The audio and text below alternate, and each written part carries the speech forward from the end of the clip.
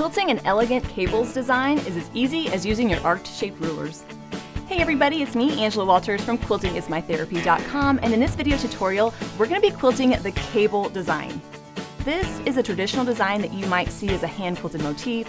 It adds a beautiful curvy look to borders or bigger areas of your quilts, and thanks to the Smiley ruler, it's actually quick and easy to quilt. I designed this ruler with creative grids so that it would have two differently sized arcs on either side. Depending on how big you want your cable to be, you can use the smaller or the larger one. Or if you don't have a Smiley ruler, you can use any arced shaped ruler that you might have. If I'm quilting the cables design across a bigger area, I'm going to use reference lines to keep them straight. So using my water-soluble marker or any other marking tool, I can just mark a straight line through my area. It's going to help me keep that ruler straight as I'm quilting the arcs that make up the design. I'm going to go ahead and use the smaller arc for my cable design, so I'm going to position that ruler so that the reference line on the ruler is aligned with the line I drew. Then, pressing down on the quilt and the ruler, I'm going to quilt along that arc.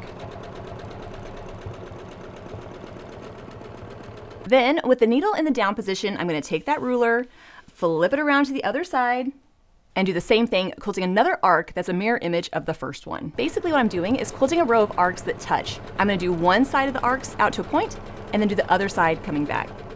And I'm going to keep doing that, quilting those arcs in alternating directions.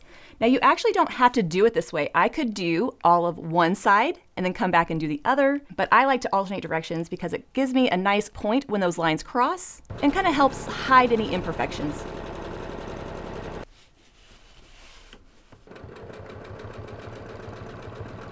And I'm going to keep doing that, quilting my lines until I get to the end of my area, whether it's the end of the border, the end of the quilt, or just where I decide that I'm done. From that point, I'm going to work my way back to the starting point, quilting those arcs so that they cross over each other. And don't forget to use that middle reference line on the ruler to line up with your drawn line. That's going to help keep it all nice and straight. And if the lines aren't perfect, or if your ruler has slipped a little bit, don't worry, because we're going to add even more lines on top of this, and it's all going to look beautiful.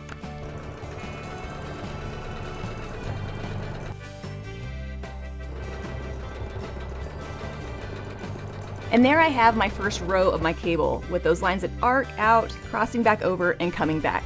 To add the second part of my cable, I'm going to do the same thing, marking out a reference line and quilting those arcs. In this particular example, I want the lines of my cable to be about a ½ inch apart, so my next reference line will be a ½ inch away from the first one.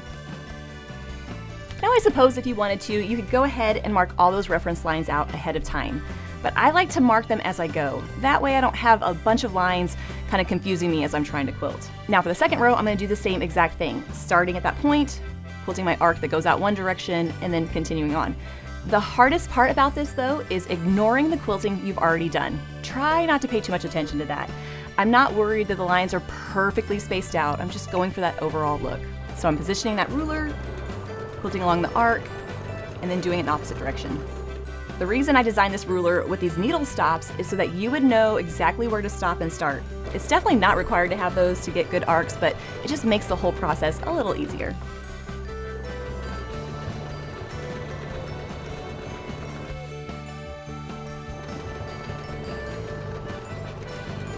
And then once I reach the end, I'm going to work my way back just like I did with the first one.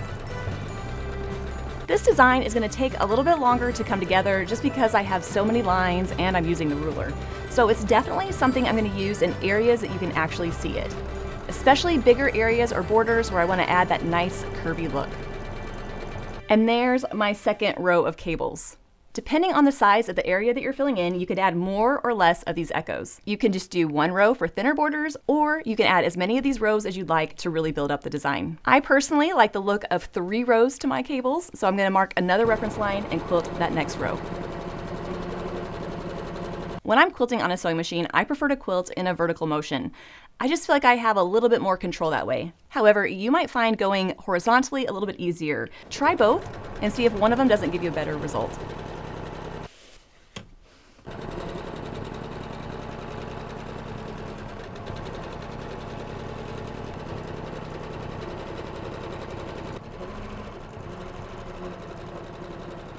If you don't like the idea of marking out those reference lines, it's totally fine. Instead, you could use this curved reference line here to align up with the previously quilted line. That's going to help you keep it straight even without the drawn lines.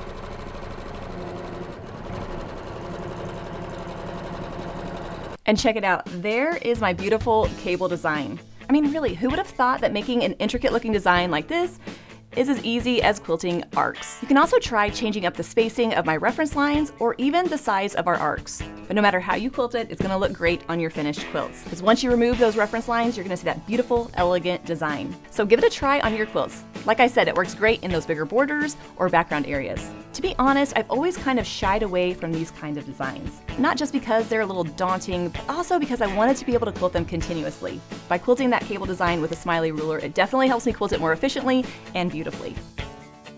Well, let me know what you think. Do you think you'll be trying out that cable design anytime soon on your quilts? Let me know in the comment section. And I'll be back soon with another video tutorial. Until then, everybody, happy quilting.